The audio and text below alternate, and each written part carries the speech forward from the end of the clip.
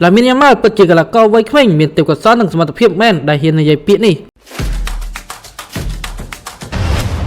ឧបត្ថម្ភដោយ Michael 7 យ៉ាង Coreno រសជាតិដើមពីប្រទេសកូរ៉េឆ្ងាញ់ជាប់ចិត្ត ខ្សែប្រយុទ្ធស្លាប់របស់ Barcelona កីឡាករវ័យក្មេង Lamine Yamal បានបង្ហាញភាពជឿជាក់ខ្ពស់សម្រាប់ក្រុមរបស់គេក្នុងពានរង្វាន់ UEFA Champions League ហើយរូបគេមិនញញើទំពុះក្រុមណាឡើយនៅក្នុងពានរង្វាន់នេះការប្រកួតពានរង្វាន់ UCL ឈានដល់វគ្គ 8 ក្រុមចុងក្រោយហើយបន្ទាប់ពីឆ្លងកាត់ 16 ក្រុមយ៉ាងស្វិតស្វាញក្នុងនោះ Barcelona ត្រូវជួបជាមួយនឹង Dortmund Aston Villa ត្រូវជួបជាមួយនឹង Paris Real Madrid ត្រូវជួបជាមួយនឹង Arsenal ចំណែកឯ Inter Milan ត្រូវជួបជាមួយនឹង Bayern Munich តាក់ទងនឹងការប្រកួតប្រជែងពានរង្វាន់ UCL នេះខ្សែប្រយុទ្ធសុជាតិអេស្ប៉ាញវ័យ 17 ឆ្នាំបានលើកឡើងថាឥឡូវនេះពួកយើងគឺជាក្រុមដែលអាចឈ្នះ Champions League Liverpool បានធ្លាក់ចេញពីនេះហើយខណៈពួកគេដែលមានលទ្ធភាពតាំងពីដំបូងពួកយើងមិនខ្លាចក្រុមណាឡើយពួកយើងជាគ្រួសារតែមួយប្រកបណាស់ពួកយើងនឹងឈ្នះ UCL សូមបញ្ជាក់ថាការប្រកួតជើងទី1វគ្គ 8 ក្រុមពាន UCL នឹងធ្វើឡើងនៅថ្ងៃទី 9 និងទី 10 ខែមេសាចំណែកឯជើងទី 2 នឹងធ្វើឡើងនៅថ្ងៃទី 16 និង 17 ខែមេសា